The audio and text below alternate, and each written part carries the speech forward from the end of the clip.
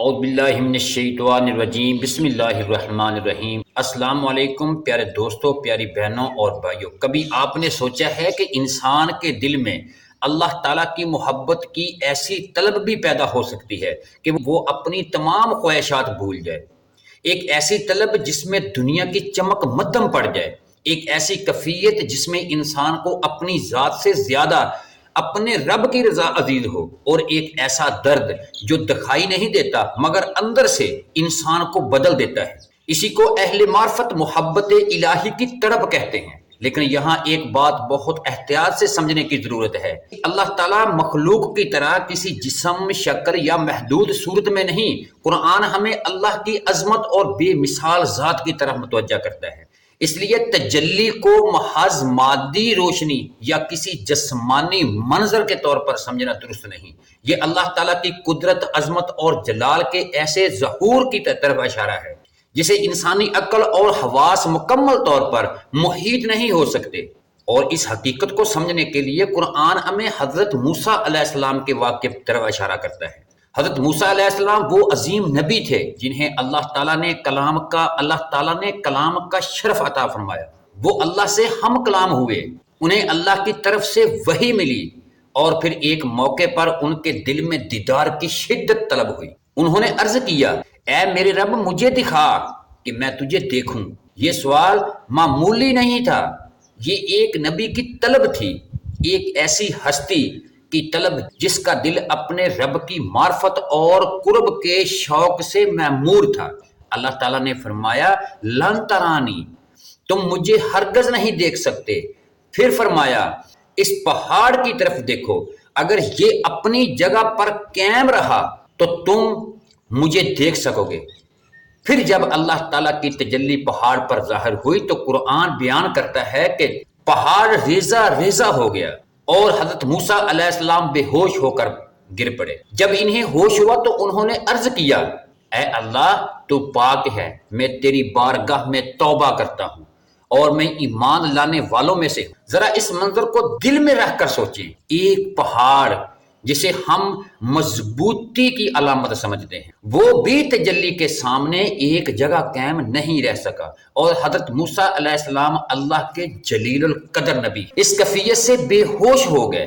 تو پھر ایک عام انسان کے لیے اس واقعے میں کیا سبق حاصل ہوتا ہے؟ سبق یہ نہیں کہ ہم کسی غیر معمولی تجربے کے پیچھے بھاگیں، بلکہ سبق یہ ہے کہ اللہ تعالیٰ کی عظمت ہماری تمام طاقتوں سے کہیں بلند ہے، اور اگر انسان اللہ کی معرفت چاہتا ہے تو اسے سب سے پہلے اپنے اندر عاجزی پیدا کرنی ہوگی۔ یہاں صوفیانہ روایت ایک نہایت خوبصورت نکتہ سامنے لاتی ہے کہ محبت الہی کا راستہ صرف دعویٰ کرنے کا راستہ نہیں، یہ اپنے نفس کی اصلاح کا راستہ ہے۔ انسان کہتا ہے میں اللہ کو چاہتا ہوں، لیکن پھر سوال ہوتا ہے، کیا میں اپنی خواہش کو اللہ کی رضا کے سامنے چھوڑ سکتا ہوں؟ کیا میں تکبر کو چھوڑ سکتا ہوں؟ کیا میں حسد سے بچ سکتا ہوں؟ کیا میں معاف کر سکتا ہوں؟ کیا میں تنہائی میں بھی اللہ کو یاد رکھ سکتا ہوں؟ کیونکہ محبت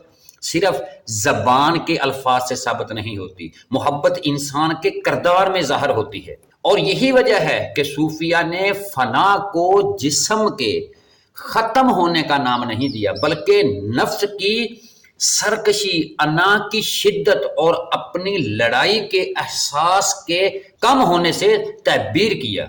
جب میں کم ہونے لگتا ہے تو زندگی نمایاں ہونے لگتی ہے، جب انا پیچھے ہٹتی ہے تو عاجزی آگے آتی ہے، جب دل دنیا کے ہر چیز کو مستقل سہارا سمجھنا چھوڑ دیتا ہے تو وہ اپنے رب کی طرف زیادہ سچے انداز میں توجہ ہونے لگتا ہے۔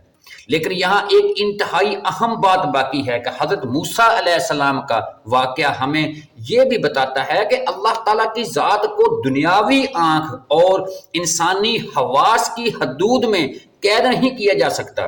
اس لیے تجلی کا مطلب کسی مادی شکل کو دیکھ لینا نہیں، یہ اللہ کی عظمت کے سامنے دل کے جھکنے، معرفت کے پڑھنے اور بندے کے اندر تبدیلی پیدا ہونے کی کیفیت بھی ہو سکتی ہے۔ اور یہی وہ مقام ہے جہاں ہماری اگلی منزل شروع ہوتی ہے، کیونکہ سوال اب یہ نہیں کہ میں اللہ کو کیسے دیکھوں، بلکہ سوال یہ ہے کہ میں اپنے دل کو ایسا کیسے بناؤں کہ اللہ کی یاد اس میں سب سے بڑی حقیقت بن جائے۔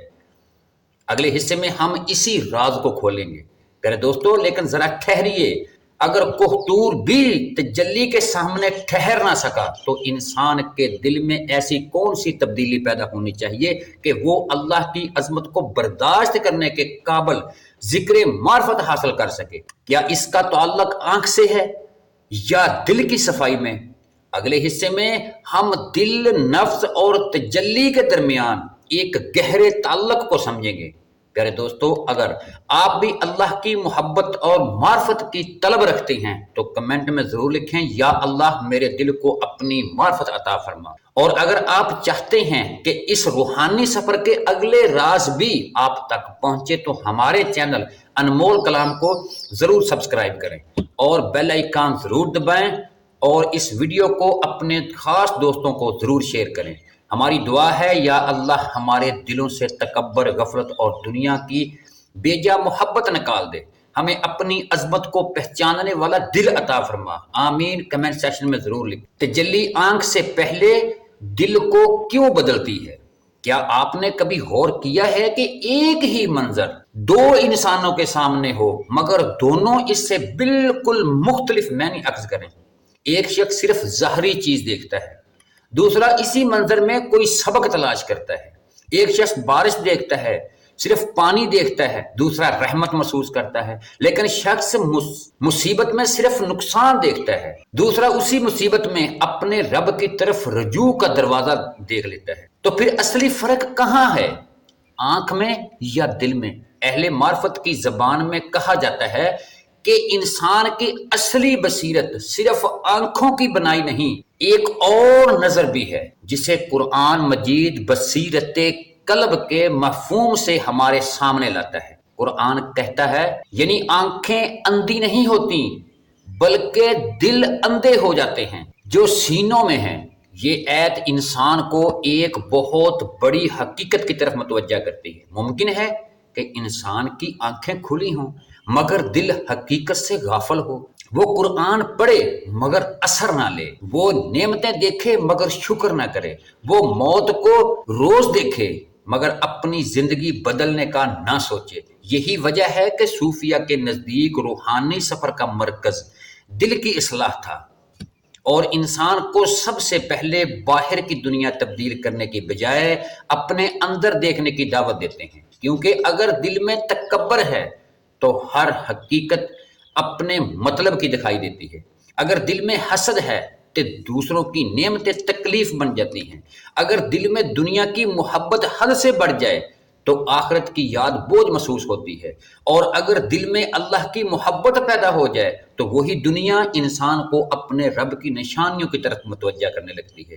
یہاں تجلی کو سمجھنے کا ایک خوبصورت طریقہ سامنے آتا ہے۔ تجلی کو صرف خار کی عبادت روشنی کا انتظار سے نہ جوڑیں، بلکہ اسے اس طرح سمجھیں کہ اللہ تعالیٰ کی عظمت کا ایسا شعور جو انسان کے اندر کی غفلت کو توڑ دے۔ کبھی ایک آیت دل کو ہلا دیتی ہے، کبھی کسی کی مصیبت کے بعد انسان کی سوچ بدل جاتی ہے، کبھی قبرستان سے گزرنے کا ایک لمحہ زندگی کی حقیقت سمجھ لیتا ہے، کبھی کسی نیک انسان کی عاجزی انسان کو اپنے غرور کا احساس دلا لیتی ہے۔ یہ سب دل کے جاگنے کا موقع ہو سکتا ہے، لیکن ہر احساس کو تجلی کی کشف قرار دینا درست نہیں۔